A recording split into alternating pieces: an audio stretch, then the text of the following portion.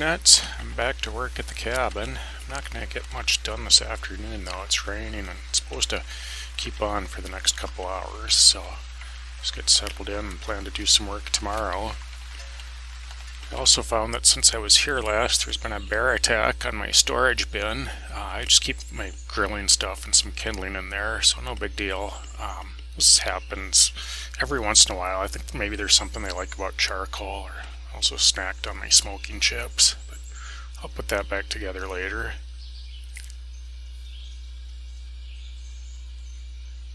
And if you've watched my earlier videos, you know that I usually bring my building supplies in with the boat across the lake.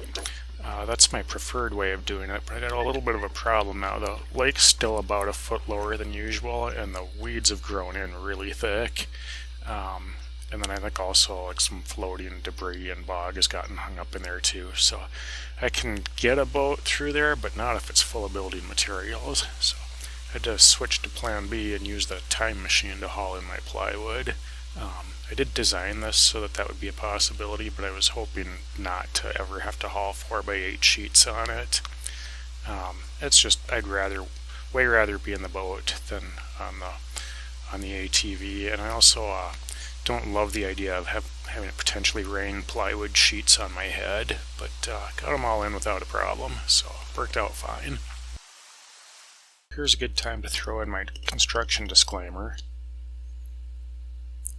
And shout out to my friend Chris, who came up to help out with my roof. I've known this guy since we were in high school a long time ago. And as usual, Cedar the dog is here doing her part as well. I didn't do a very good job with the camera while we were working on the roof, so I kind of have to show you retrospectively what we've done. First we blocked in the space between my rafters, and then did the framing on the gable end. And you can see here how each stud is notched to fit around the rafter on the end.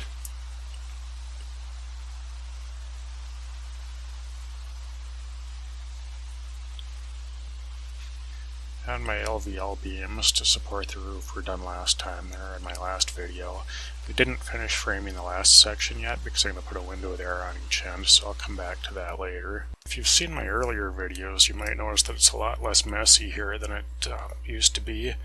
It's still a pile here of stuff from the old cabin that I may reuse, but I've been trying to clean up as much as I can as I go. Even though it's a construction site, it's such a beautiful location. I just hate having a big mess here. Actually dedicated a couple of whole days just to clean up along the way as I've been able to. But anyway, we got the roof on. Most places around here anyway, people use 1/2" OSB for their roof sheathing. I used 5/8 inch plywood for a little extra strength since there's not a lot of pitch and it will have to hold a lot of snow load. Also I put my rafters 16 inches apart instead of the more usual 24. And you can see up here that I used a strip of ice and water shield. I will get ice dams there for sure in the winter when the cabin's heated.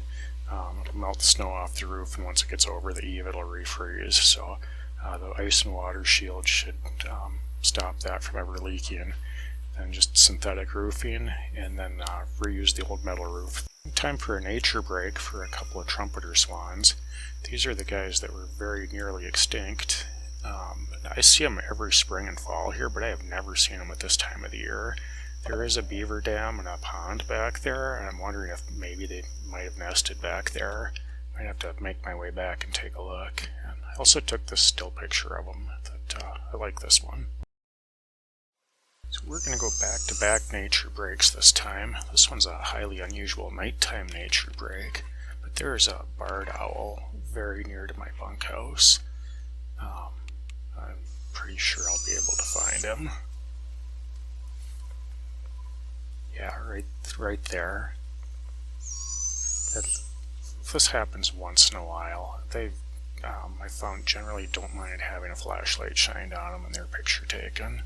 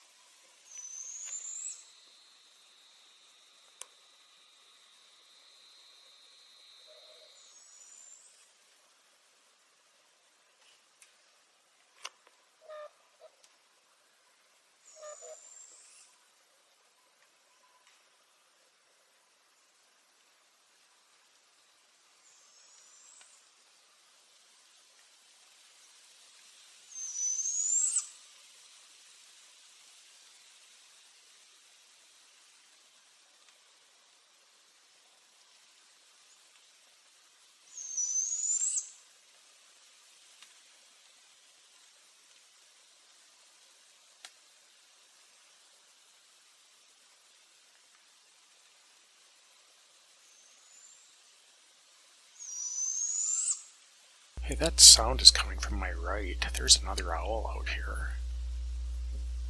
And the other one just flew from my right across, and now it's landed in a tree to the left. So this is the second one. The first one is still there.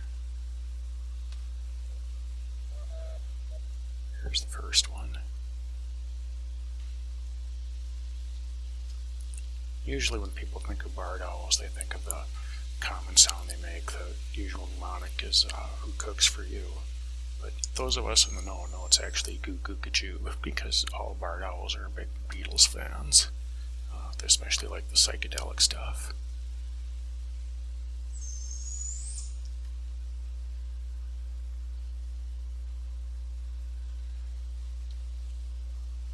That guy's out.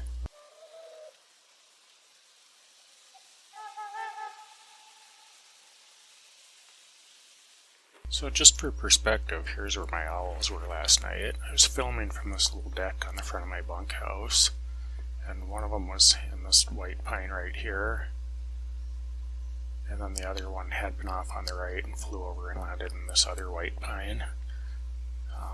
And actually, these big white pines are kind of unusual. Minnesota cut down in the range of 98 to 99% of our white pines and turned them into lumber a while back. This little stand must have just been too hard to get to be worthwhile. It's a combination of red and white pines here. And from what I'm able to learn, I estimate them to be about 250 years old, so it takes a long time to grow new ones after you cut them down. Pretty cool spot, and there's only this one little area on the lake that has them. So there's not much more I can do on the cabin right now. I've ordered my siding from a local sawmill, but I'm waiting for him to cut it. It's the same place I got my studs from. If you might or might not have noticed that the studs are all rough cut. So Cedar is a pretty great dog. Shout out actually to John at Royalty British Kennels in lovely Malacca, Minnesota. Does an amazing job with his dogs. But she does have this one interesting defect where she either loves or hates the broom. I'm not sure which it is. Makes it real hard to clean stuff up. And in fairness, I could teach her not to do this in the span of just a few minutes, but I already told her she can't do it to the canoe paddle when I'm paddling, so I figure I gotta let her have her fun somewhere.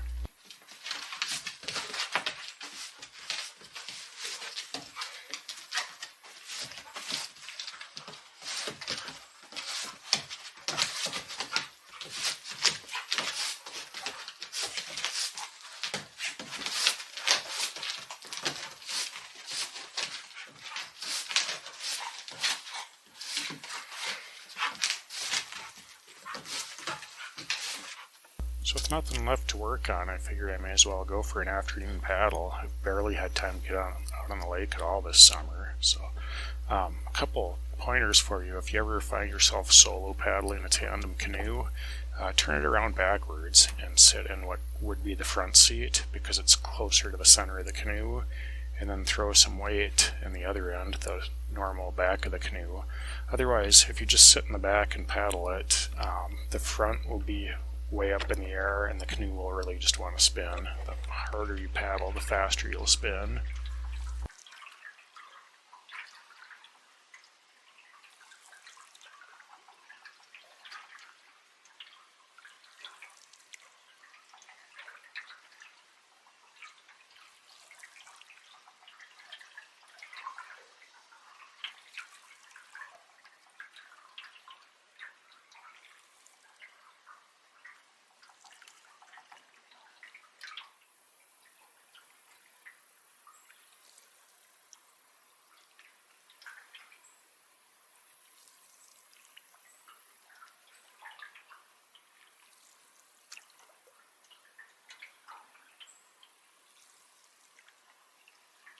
It's been a super nice afternoon for a paddle. Saw a good-sized fish, it must have been a bass, jump completely out of the water. And I followed a kingfisher along the shore for a little ways, but he was too far away to really get any good shots with the camera. And then saw a beaver, but he was too quick for me. So just have to take my word for it. So that's it for this time. Hopefully next time I'll be putting walls on the cabin and windows in. And can't wait to get it enclosed and start moving back in again. So thanks for watching.